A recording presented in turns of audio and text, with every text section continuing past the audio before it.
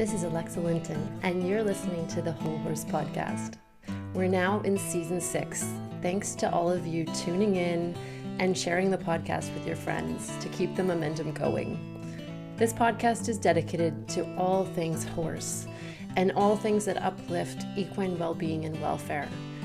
And I'm having down-to-earth conversations with equine professionals about the little things that move the dial slowly but surely towards a better world for horses. You'll find all the episodes, 93 and counting now, on iTunes, Spotify, and wherever you get your podcast. Thanks for being here and enjoy the ride.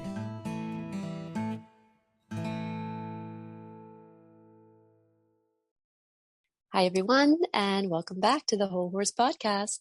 We're here today with a very exciting guest. I'm here with Dr. Tracy Rainwaters. Welcome, Tracy. Thank you so much. Oh, it's such a pleasure to have you here. So I'm going to get Tracy to introduce herself, and she has many things that she's up to. And I found her actually through my dear friend Celeste, through your death and dying work with animals. And then also saw you on Felicity's podcast with your horse work. And you're like, oh, okay, the worlds are colliding. We need to be chatting. So yeah. I reached out, and I'm so excited that you're here with us today to share a little bit more about your work. So to begin with, Tracy, would you be up for just sharing a little bit about, what you do and kind of how you got here today? Yeah, absolutely. Well, thank you so much. I'm so honored to be here. I've actually been such a fan of your work for a long time. So I feel like a fangirl of it's just such an honor and a privilege. So thank you. But I'm Dr. Tracy Rainwaters. And for the last 16 years, I've had a practice primarily as an equine chiropractor. So I am licensed as a human chiropractor, but I knew early on that I really wanted to specialize in animal care. And I had started out my undergraduate work, with a pre-vet mindset of becoming a veterinarian and then going into chiropractic work. And I got like a year in, and I'll never forget, there was this really defining day. I feel like the universe was just speaking to me. And I was an animal science major, and it was like 115 degrees outside. And in one of our classes, we were learning about artificially inseminating pigs. And I just had this moment where I'm like, I don't want to do this today. I don't want to do this any day. And I don't want to devote the next 7 to 8 years or 10 of my life to doing this. So I very much course corrected. I got a degree in exercise physiology, became a human chiropractor, and then did all my animal training. And really right away just went into practice working on horses. I've been an avid equestrian. I was born like an absolute horse crazy kid. I can't remember a time in my life where I wasn't just completely bananas for all things horses, which I'm sure many of your listeners that is our story. So anyway, I started my practice at the end of 2007, as the whole world economy was crashing. It was really an unusual time to be stepping into this very niche market. 16 years ago, equine chiropractors, it was definitely up and coming, but I feel like there's so much more acceptance today. And so anyway, I've had this beautiful career, but what these horses have the journey they've taken me on has completely revolutionized and changed how I view healing. Very early on, horses started showing me images of literally the inside of their body. I put my hands on them to work, and I would see an organ system. And I'm sure you, as doing the craniosacral work, you have such a deep knowledge in that. And I finally and then horses started showing me traumatic events. And I remember I was working on a horse, and thankfully I knew the owner pretty well, and I knew she was really on a spiritual path. So she was very safe. And I put my hands on this horse, and I'm like, has she flipped out of a horse trailer and fallen? And I told her, she's literally showing me this image of this thing happening. And she totally confirmed that, prior to her, she had heard of this event happening in the horse. And these events just started happening where horses were showing me and teaching me. And my human brain, I've always been sensitive, and I always knew I was intuitive, but I always thought being an animal communicator was going to show up a certain way. I would hear a voice in my head, and it would be like having this conversation that you and I are having. And I think that's true for some people. It just wasn't true for me. It was I would have these very somatic experiences that I often thought were mine. I didn't know how to always differentiate, what was mine or versus humans or coming from the animal. And when I hit my third year in practice, my mom was diagnosed with a very severe form of bone cancer, completely rocked my world. And in the off chance, a friend of mine from chiropractic school was like, hey, I just went and saw the shaman. I think you would be really into this. Like, maybe you just go give it a try. And my life, the way my life rolls out is very much when something feels right, I just do it. And then I Mm-hmm. ask questions later. I mean, it's like, that's just how I make my decisions. So I had no idea what a shaman really was. I didn't know what this was going to look like, but I ended up going and having a session, and it was like everything in my life came into very clear focus of understanding that all the high sensitivities that I had, my intuitive nature, all the things that I thought made me different and wrong were actually like it architected my reality. It's like everything started to make sense that I'm like, I'm not just some wacky high sensitive person who can get neurologically overblown really easily. Like I'm actually Mm-hmm. intuiting all of these things. So I went into a very intensive 2 year training program, really just for my own personal development. And, you know, being able just to be trained as a shaman and to do shamanic healings. And I started just doing these healing processes on the horses. I mean, purely just as a like, well, if healing through chakras helps people, like, let's just try it on a horse and see what happens. Mm-hmm. And Mm-hmm. what would happen is the owners would be there. I'd be doing this energy healing on the horse, and like they would start sobbing and they would have these massive emotional releases. And so that just kind of took me down the path of, you know, the intimate energetic connections that we have with our animals. I think it's such a sacred and profound relationship. And I really feel like the animal kingdom, it's not just horses, it's all animals are really here on behalf of the evolution of our consciousness and the evolution of our healing and really showing us what's possible, you know, when we come together and when we truly, you know, do our own inner work. Our animals can be like these sacred guides in our life. So in 2020, you know, the universe moved my husband and I from the Bay Area up to Western Washington. We bought a 20-acre horse farm. You're like really close by. Yeah. Are you up in Vancouver? Vancouver Island. Yeah. Oh, fair. It's so beautiful up there. So, and that's been a ride in and of itself, but it's really, you know, I think the gift of the last few years has really given me this opportunity of, you know, really wanting to step into the spiritual and the energetic aspect of my work. Mm-hmm. There are so many beautiful practitioners out doing chiropractic, doing body work, being osteopaths, and doing all sorts of beautiful things. And I really feel like where the animals are taking me now is, you know, this energetic relationship with our bodies, these energetic relationships within the connections with our animals. And, you know, how can we evolve and show up in that way?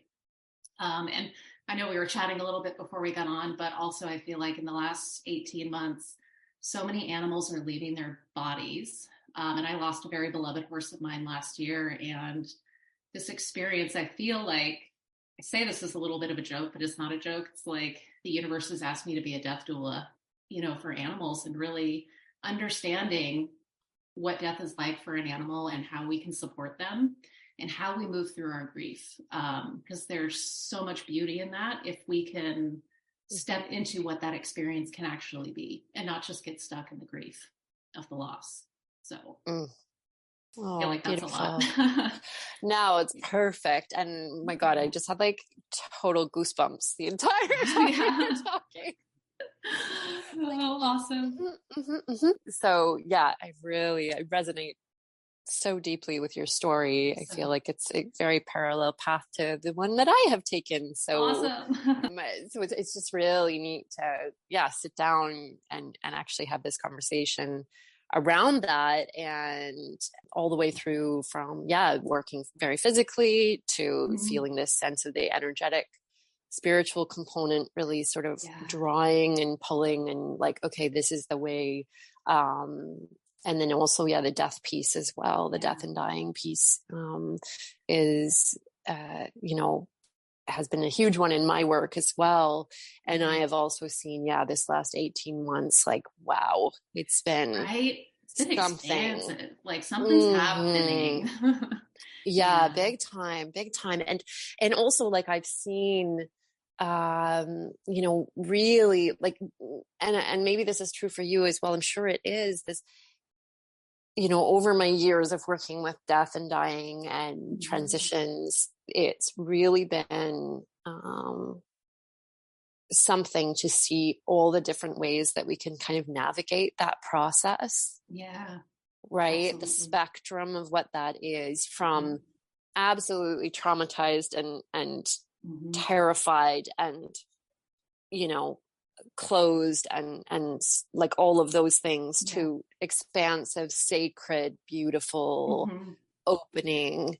There's this spectrum of how that process looks, is what I find. Hey. Yeah. And we can really, I find we can move from those states of like almost being paralyzed with grief.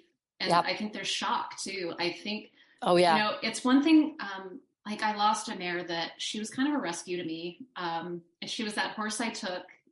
She was never, I knew when she came to live with me, I'm like, I don't care if you don't need to be a riding horse. She had a really rough life. And I'm like, we're going to be friends and you can live out your life with me. And she was with me for 8 years. And I had kind of known, that last year, I'm like, there's an unwinding that's happening within her being. And we were getting to where I'm like, I don't know how much more I can manage her physical body. But so on one hand, there was like this beauty of I had some time to prepare. And yet I came out one day and she was like, this needs, like, I'm ready and it needs to happen as soon as possible. I wasn't prepared for that. And it wasn't like 3 days. It was like today, tomorrow at the latest. But also I've worked with so many people where it's like their animals are fine one day and in 3 days they're gone. And there's so much shock, because there isn't that time to sort of prepare for that thing that's coming. So I do, if you're open to it, I have some experiences that I've learned from animals around death that I think could be really helpful for people to at least provide a structure and a framework of how do we approach losing a beloved animal. And I think the most important thing, if I can gift anyone with this knowledge, is animals don't fear death. Time and time and time again. Totally. So they have this beautiful, it's like, so yeah, if I could tell everybody, we fear. I feel like, especially as a Western culture, like we have very dysfunctional relationships with death and dying. But these animals are so connected to, I call it like their cosmic awareness. Like they know what the life and the other bodies they've had. They know, what's possible in the future and where they're going to go after this and how connected they're going to stay to us once they leave a physical body. So I would say animals, there's no fear because they know they're just moving from one form to another. Much like water, water can be liquid in a glass. It can transform into ice and it can go into vapor. So I feel like, when they're with us, they're in this liquid water form, and through death, they just turn into that more gaseous state. They become this ethereal being that they're still woven into the fabric of our heart. And they're constantly informing and supporting our lives, albeit just in a very different way. So while the physical body's gone, the essence of who and what they are never leaves us. What I've also learned is animals very much like they have a soul's journey and a soul's purpose. Like they come into their bodies with, life lessons to learn, experiences that they want to have. And that's both good and bad, I've even, I worked with horses and all animals that have had significant trauma in the past. And, once the physical body and the energetic bodies get some healing and can process, the essence and the soul is very much like, this is helping me gain a full experience of what it means to be in a physical body on the planet. And it helps them relate to humanity to understand what we grapple with on a day-to-day basis. So really understanding that they have spiritual work in a body when they come in, they have things that they want to experience and really integrate into their being, but they also have spiritual roles. And often when there are very quick transitions, it's because they've got a purpose beyond this physical body. And I've seen so many animals that are like, it was very important for me to leave now because I'm supporting my human in the spiritual realm and they need me. Like I can be of greater service in this way than in a physical body. Or there's a life experience coming their way and they actually need to be liberated from some physical responsibilities and it's time for me to go. Like that actually makes my whole spine tingle that, there is a purpose to our lives and sometimes they can provide us greater support in all the ways from an energetic realm instead of the physical, even though that breaks our hearts. Oh, yeah. Right. So, yeah. Yeah. Absolutely. I mean, I called my book like Death Sucks, because it really Yeah. does. I mean, there's no way around it.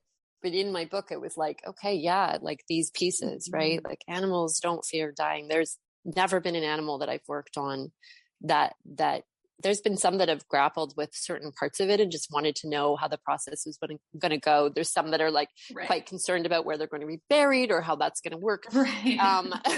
The logistics of things. But in terms of, that actual fear of dying, I kind of call it this innate connection to the cycle of life. I love that piece that you're sharing around this sort of cosmic kind of understanding. It absolutely feels that way, this sense of there's this bigger picture that we don't always see, right? In that. I remember when my whippet passed, like my little whippet bee, and she was just like such a, one of those like dogs that you're like, are you a dog? Like, what are you? You're something else in a dog body. It was so something. And everybody would say that. And I remember when she passed, I would have people come into my treatment space and they would see like a little sight hound, like in their peripheral vision and things like that. They're like, I was like, oh no, that's just me. Like, she's just, and I remember the feeling when she passed of this profound freedom that she had now. It was this feeling, this excitement of being able to be everywhere. And I've remembered that from the passings that I've done with my own animals, but also others, this sense of that freedom from a very restrictive physical body, potentially, from a painful physical body, potentially, and this sense of being, going to that gaseous substance that can kind of be all the places at once, Totally.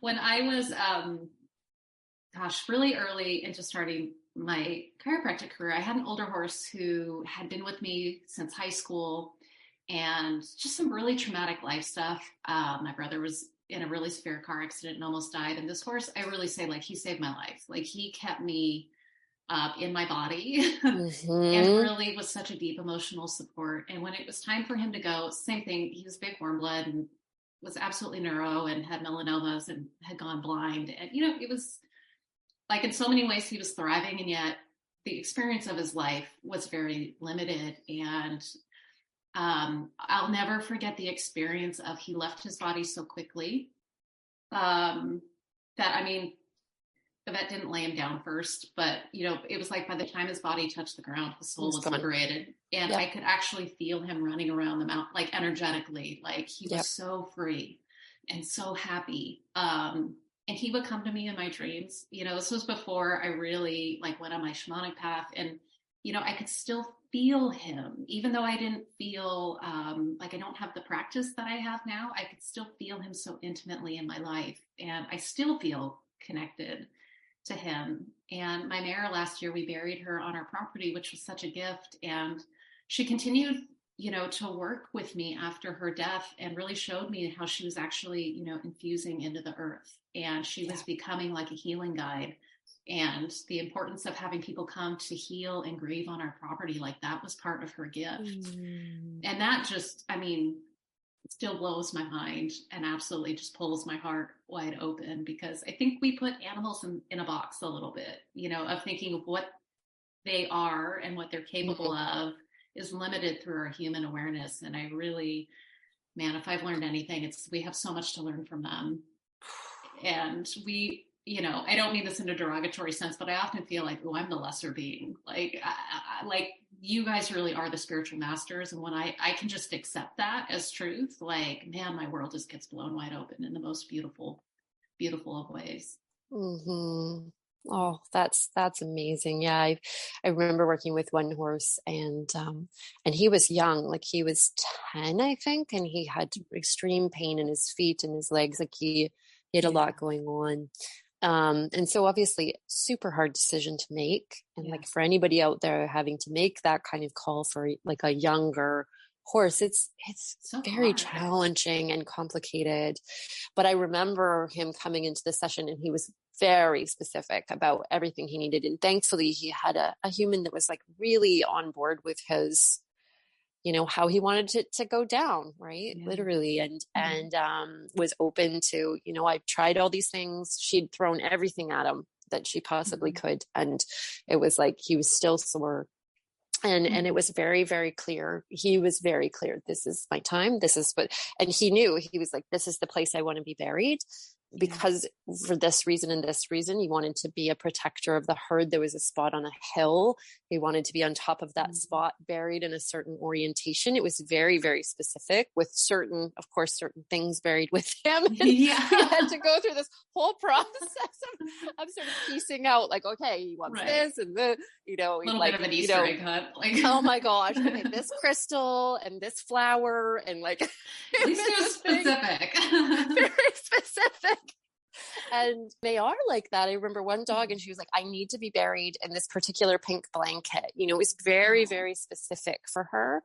But that sense of him just kind of knowing what his next mission was, like he wanted to be on that hill in a particular orientation to be able to almost like set up a constellation on her property for protection and continuing his role as a guardian. Right.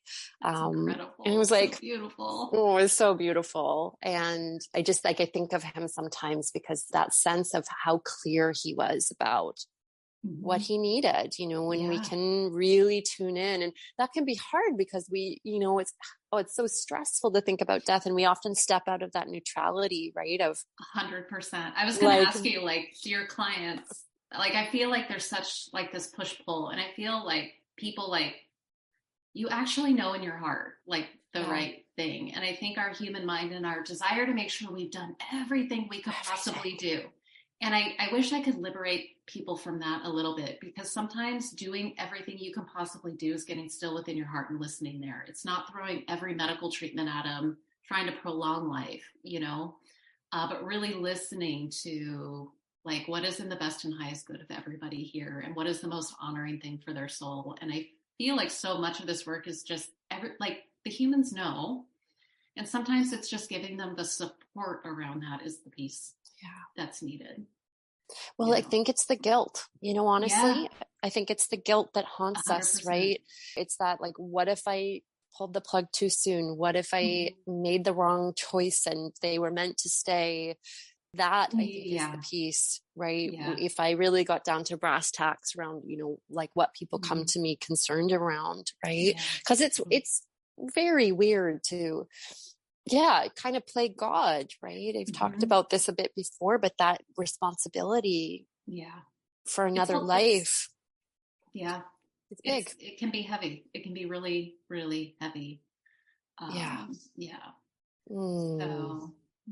my goodness. Thank you. I wanted to, you know, is there any other kind of pieces that you tend to share with your animal people when this process is happening, when you're at the, say, precipice, or starting to look down this track of this last transition? Really, you know, I always, in every iteration, encourage people to talk to their animals. I mean, it can literally just be the spoken word, and really trusting that they will fully get and understand everything that's being transmitted. So, if there's anything that you need to say, it's really important, I think, for us, you know, to get that up and out of your body.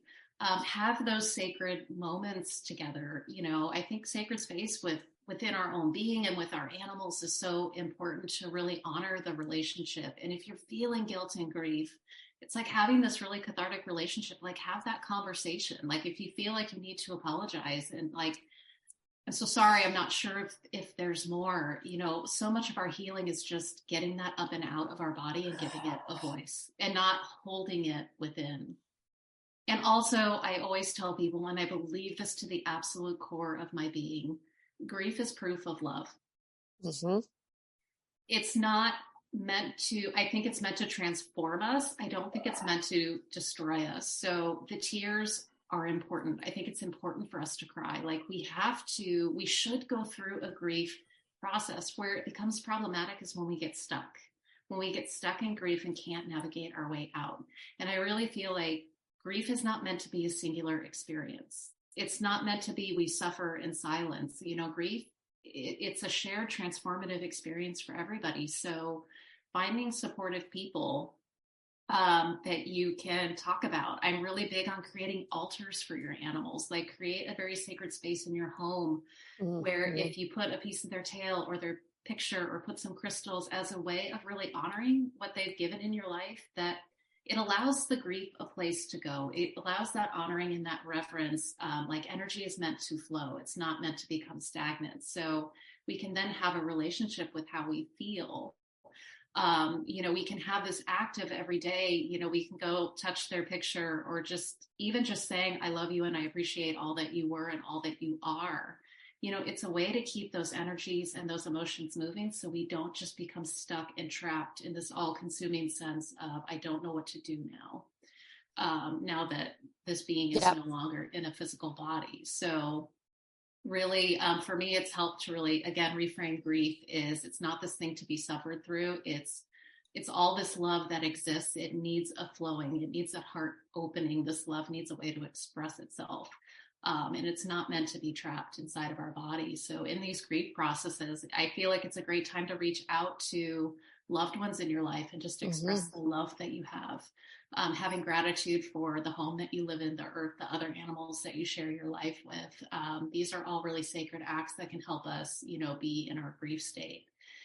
And I also feel like, again, we don't want to get stuck in grief forever, but we need to give ourselves time. It's not like, okay, I grieve for 3 days, I'm good. I still cry over my Maritina, and it's not every day, but she was like really on my mind this morning. And I cried a bunch this morning before we did this podcast. I think I knew maybe in some way we were going to talk about death, but I still have gratitude and I still feel her around me, but I still miss the literal physical snuggles. I miss sitting with her out in the field and just experiencing life. She was one of the most beautiful mother figures in my life. And like, I just miss that. But I miss it because it anchored so much love into my life, but the experience of her in my life, the experience of losing her and what I've learned has, also deepened my relationship with all of my other horses. It hasn't lessened it, it's opened me in new ways. And I really feel like that is the purpose of grief. It's just a greater expression of love. Beautiful. Yeah, absolutely. I know one of the things that people will often share about is this sense that they don't know how to connect to, let's say, the gaseous version or the transformed version of their animal. That once the physical form is gone, there just feels like there's this void. And I think that's what a lot of us fear is like that it's just the connection's going to be cut off and we're not going to have that sense. And I think for a lot of people, I've heard this before of like, well, I don't have that gift, or I'm not intuitive, or I'm not connected in that way. And it feels really scary for people, right? Yeah. And so what I would say first is everybody is intuitive, whether you think you are or not. It's just a matter of how much, how attuned are we to that form of communicating. So I always tell, I'm like, anybody can be an animal communicator. Totally. And I that's the hill I'm willing to die on. Like, anybody can do this. Like you and me both. We will both. I'm like, I'm really not special in this regard. I just knew how, to sort of construct this in a way that I think is packageable and can be relatable and teachable to people. But anybody can do this. Intuition shows up in so many different ways. So I feel like the number one thing, like, I really feel like our breath is one of our most powerful access points to our energetic self. And, there's so much that falls under the umbrella of breath work. You don't have to do fancy breath work techniques. I feel like just breathing with intention and having the courage to actually feel what is in your body. I feel like often our intuition can get really blocked when we have stagnant emotions that need to move. And I feel what's been showing up a lot in my life too is really encountering people. And I think I've lost sight a little bit of how afraid people can become of actually feeling emotions. Like this idea of like, if I really allow myself to feel the depth of my grief, or the depth of my anger or the depth of my sadness. Like it's going to be this all-consuming thing, and like scary things are going to happen. Yeah. And I would say the exact opposite is true. I feel like when we, and again, in a safe place, and I'm a big advocate of doing this in the car. You don't necessarily need to be driving, but sometimes being in the vehicle, turning on some music, breathing, and just allowing, if you need to scream, like you need to scream. If you need to cry, like you need to cry. And, sometimes it's interesting, even though cars have windows, it's like, it does feel like the safe container where like anything can happen. And like, it's like a fortress of invisibility. Yeah. Nobody can hear or see me. Right. I mean, I really have been through, and I still do this sometimes where it's like, I'll be driving and and I'm like, I will turn the music up really loud and just scream because there is this primitive thing that just needs to come up and out of me. And I think it's the most healing thing we can do. The same goes for crying, man. Like we gotta cry. Like this is just a healthy output of allowing, energy and emotions to circulate through our bodies. So I would say if you have worries around, having some sort of energetic connection with an animal, living or otherwise, just beginning to breathe with intention, like just closing your eyes and just focusing on breathing in and breathing out and allowing yourself to come back into your body. I've never had this not happen where people begin to feel, oh, I've got a pit in my stomach or my chest feels really heavy. And I find when we give that feeling, when we allow it to get as big as it needs to get, I think people fear that it's like, well, I'm going to get stuck in whatever that is. And the exact opposite is true. Like we give it full permission of like, I'm going to let you be as sad as you need to be in this moment. Things move really quickly because we're allowing ourselves to be in the moment, to experience whatever we need to experience. And that time frame of which we experience that actually gets very short. It's when we deny it and stuff it and try and just package that somewhere so we don't have to look at it. That's when we get stuck and we get really disconnected. I feel like that's where, the root of depression is. There's so much that's existing within us that we're afraid to feel and really experience. And I know, being around horses, like we can choose to ignore how we feel, and they will just gently, sometimes not so gently, keep pushing us into, you sure you want to hang on to that? You sure you want to keep that locked in your body? Like, may not be the best thing for you. But yeah, really, I just feel like the advice I give people is breathe with intention, allow, the emotions in a safe place.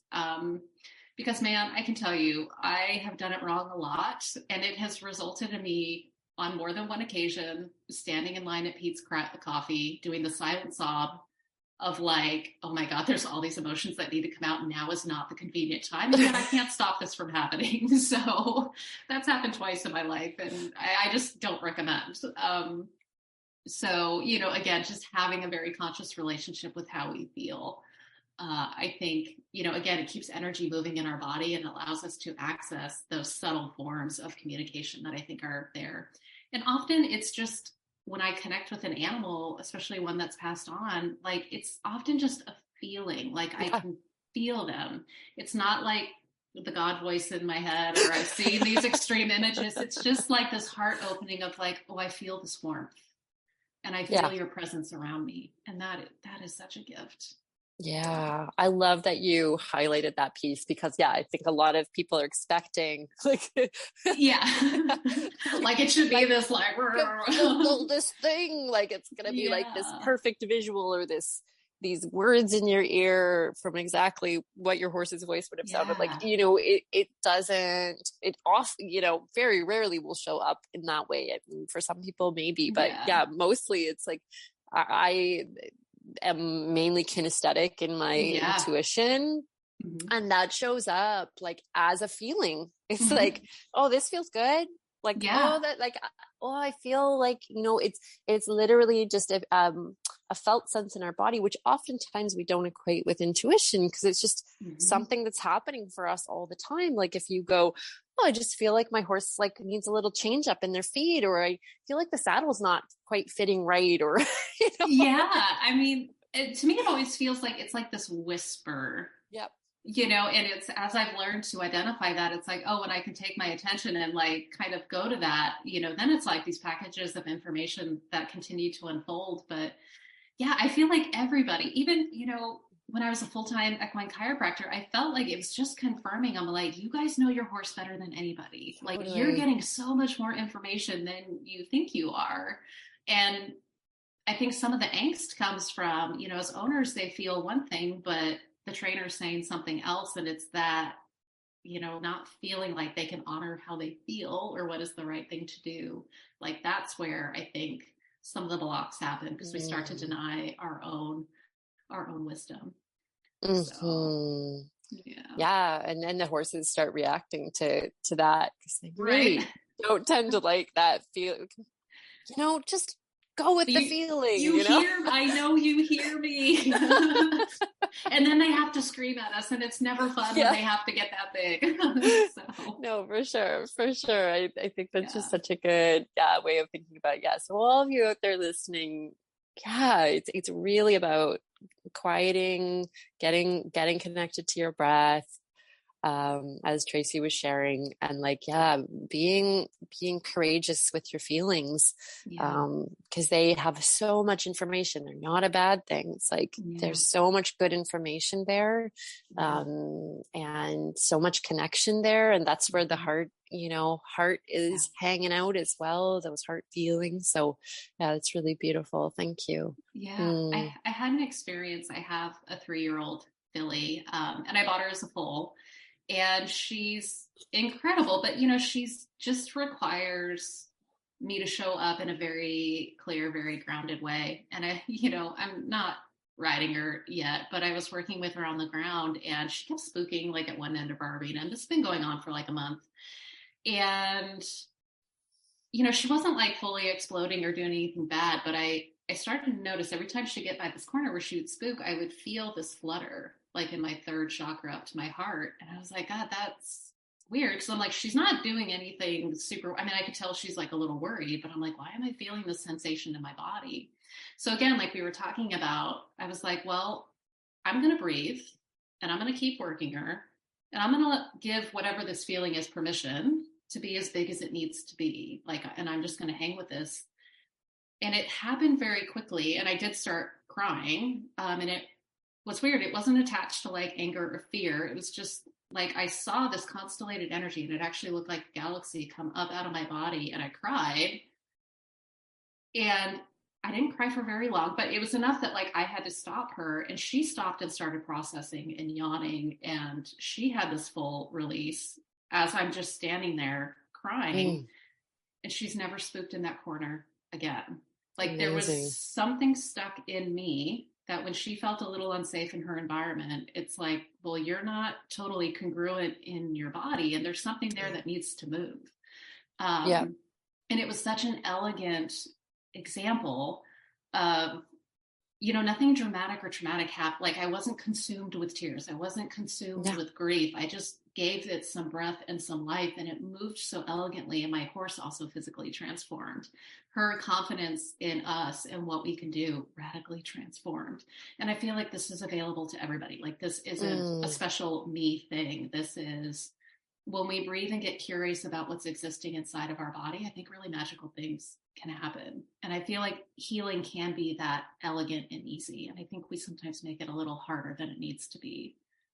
Mm. Sometimes it is complicated. I feel like sometimes with an energetic shift, it can literally be like, how do I Mm-hmm. explain it? But like just this one little piece that needs to occur. And all it needs is just this little bit of breath, this little bit of space. And all of a sudden there, Yeah. just this little bit of opportunity that we can allow it to have gives it enough space to move. Right. Yeah, absolutely. And I feel Yeah. like too, it's so easy. Like I could look at my experience and make it about my horse. Like she's spooky. Like maybe I need to, she needs to be desensitized. I need to do more. I need to. When really, and I'm still, again, figuring out all the ways that this is true for me. But so much of it's really what's being delivered is like, well, when I change, things in them change really quickly, and the pathway forward becomes easier. But when I just make it about the horse and sort of deny what's happening within me, it's just a different experience. And I feel like we'll always get the wisdom we need no matter what we choose, but it's really got some high sensitive horses. And I think all horses are high sensitives, but the more I really pay attention to my internal state, the safer I become to them and the more harmonious our relationship really becomes. Yeah, it kind of brings all of these pieces together around, I mean, as stewards of our animals, how we're working with transition all the time. We're working with, there's constantly things going on that we're kind of finding, okay, where's my spot in this, right? Where's the sweet spot for me in this to support my horses in the way that is going to serve them the best. And I think this is all, so interesting, whether it be death and dying or working in the corner of the arena or, moving them to a new stable or whatever it is, right? There's this sense of, I love, asking the question, like, what does it look like energetically or emotionally to, hold that, whether call it sacred space or, just hold that container in a good way for our horses. Right. And I love how you brought up the communication piece early, like talking it out. Right. Yeah.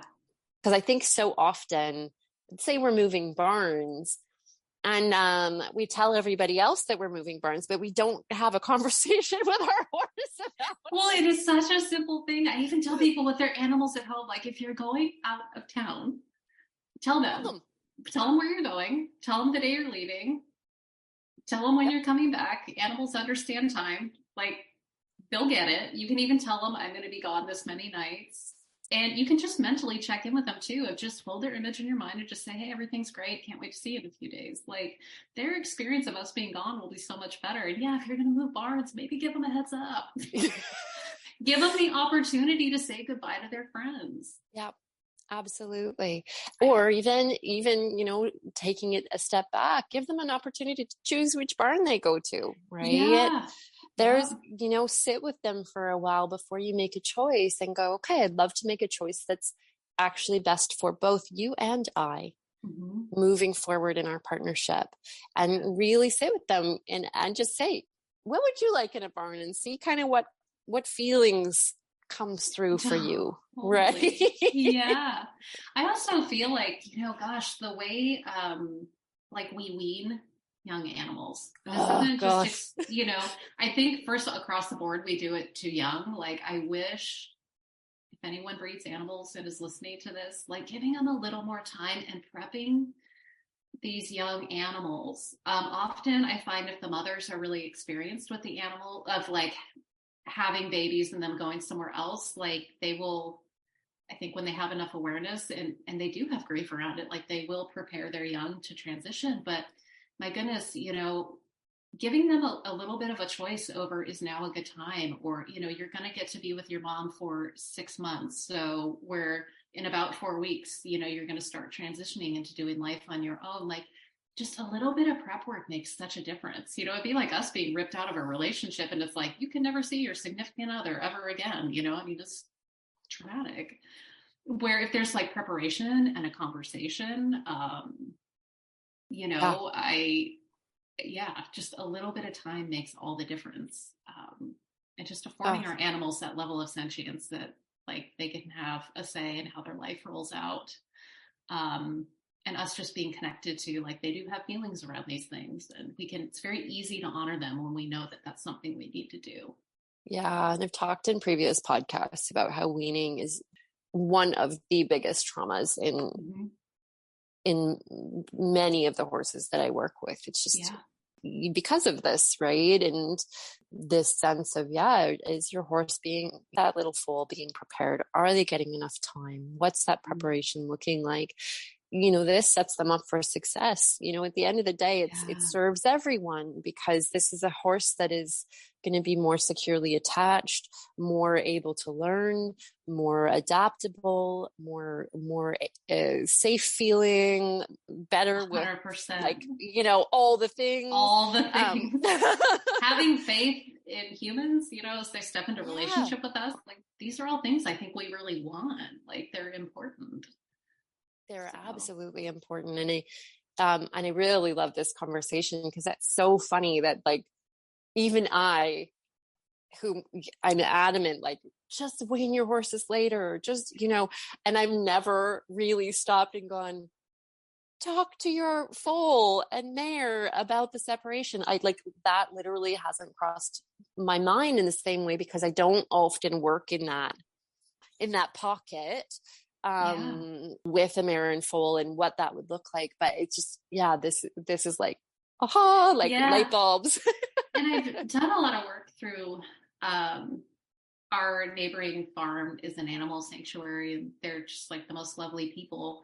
But one of their rescue horses, she was a broodmare for her whole life, and she's lovely. I mean, she's like this incredible being, but the amount of grief over being used as a thing. But what I see in a lot of mares too, it's like if you can't get a mare bred one year, I don't think people stop to consider like what emotionally is going on. Like she may need a break. Like there may be real grief over having children and having them pulled away, or foals, taken away year after year. And it's like, as humans, like, would we sign up for that? Probably not. And just giving them a little space of like, do you emotionally need some time? Like, are you okay with this? Do you need a year off? Does your body just need some time to heal and recover? And to not just see them as like baby factories and a maiden mare, like preparing them for, your baby's not going to live with you forever. So how do we help you, through this, and really being, to me, it's just being a good steward for them and really preparing them for what's ahead. Yeah, I really love these pieces, and I'm sure there's light bulbs going on for people out there because it's, there's so many opportunities within our relationship to act in a good way in our relationship. Yeah. So, when we're thinking of our relationships with the humans in our lives that we love, starting to really kind of go, okay, how would I treat them? Like, what would that look like? It's even, I talk a lot about permissions and especially in body work, but also in riding, I'll ask Diva, like, can we ride today? And so I've talked about it on previous podcasts, but it's the sense I put a hand on her neck and I just ask her to give me a strong blink if she's good with going riding today. That's beautiful. And it's really cool because I can feel energetically, she just goes, thanks for asking. Yes, let's go. There's this kind of forward movement in that moment. And there has been a few times she said no. And honestly, it's been like, there was something stuck to the bottom of her saddle pad, or her back was sore, or, something was going on in her body.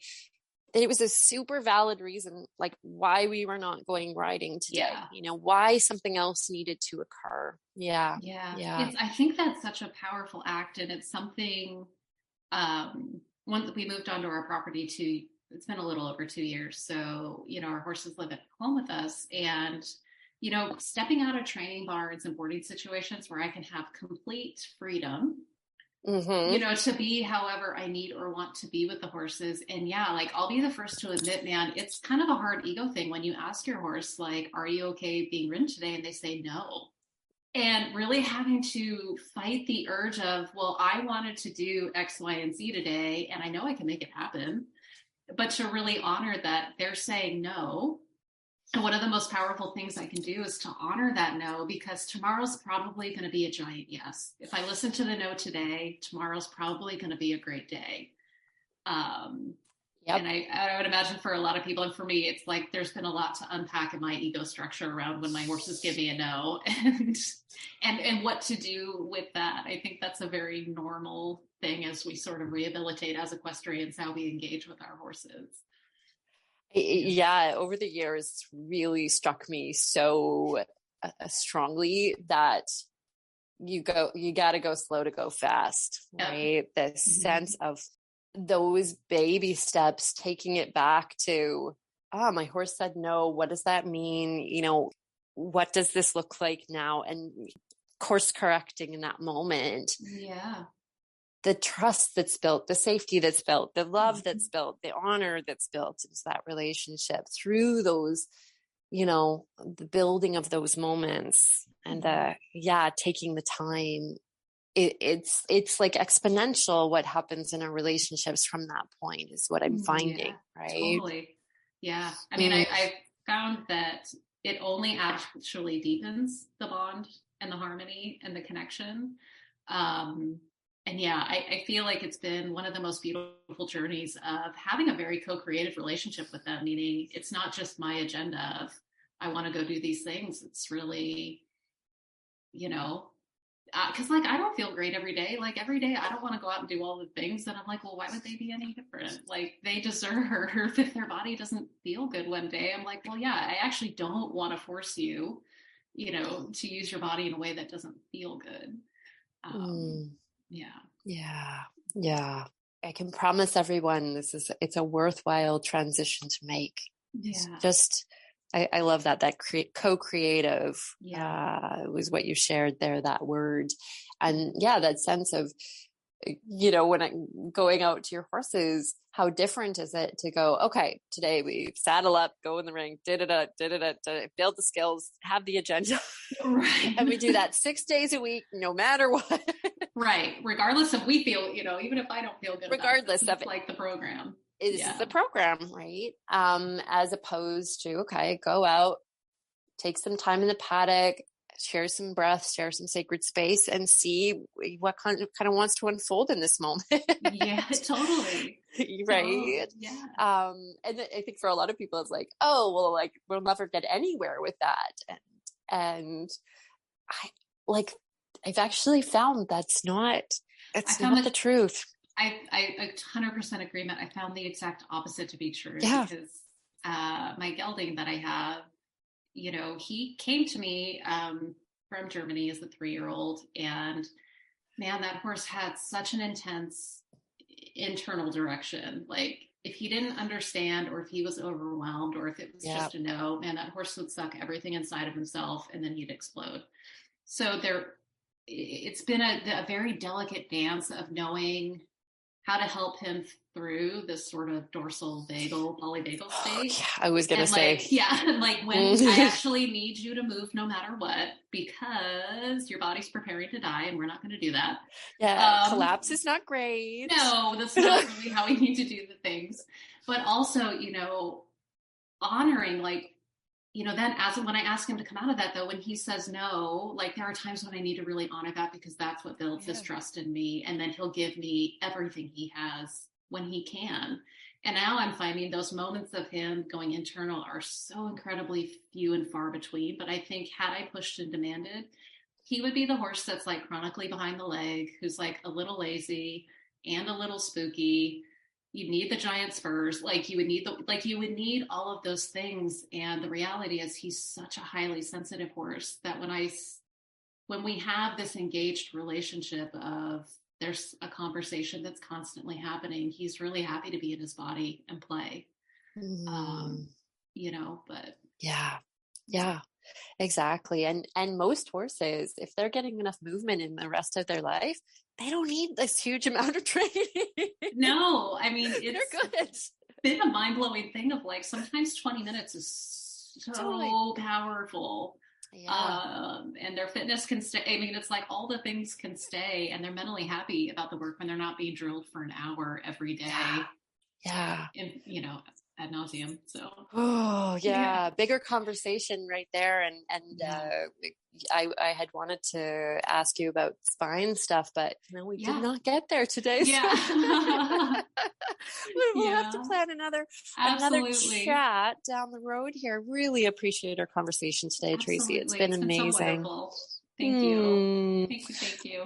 Oh, it's been an honor and a privilege. I feel like I sort of dropped a few times into just like, I'm having a conversation with Tracy, like for myself. Yeah. Well, Sort of thank you. forgot like, oh yeah, there's a lot of people listening to this I as well, know. or that are going to be, because it just felt so, yeah, so connective and like, oh my Yeah. gosh, we're I just like appreciate that. so on the same page. It's very, very Yeah. cool to feel. So Well, I so yeah. appreciate your work. And I don't know if you feel this or everybody listening. I feel like, regardless of how things may be showing up in the outer world, I feel like there's some really beautiful and powerful things happening in the horse world. And it Mm-hmm. looks a little messy right now. But I'm so grateful for you and the space that you're creating and the work that you're doing in the world, because I feel like we really have the power to create these really deeply nurturing and harmonious relationships with our horses. And I feel like we can train them ethically, we can still ride them ethically. And I appreciate you really in a foundational way creating space for these conversations to happen and to open people to different ways of being. So thank you. Oh, you're so welcome. Thank you for that. Aw, I appreciate that. And now looking at all the work that you're doing, I'm so excited to learn more. So can you just share with people how they find your amazing work? Yeah, so my website, it's just tracyrainwaters.com. And I do offer one-on-one sessions with people. I do teach animal communication. I call it soul channeling, and an intuition mastery class. So I've got a class coming up in the spring if you want to work on intuition and learn more about animal communication. And I've got some free master classes on posture and the spine. I have one that's not free, but it's incredibly affordable. Yeah. And then you can also find me on Instagram. It's just at dr.rainwaters. And yeah, those are the best ways to get a hold of me. Fantastic. So go check it out, everyone. Her work is amazing. And yeah, thanks again, Tracy, for being here today. Thank you so much, Alexa. I so appreciate it. All right, everyone. Thanks for tuning in today. Really appreciate you all as well. And we'll chat with you again soon. Okay. Bye for now.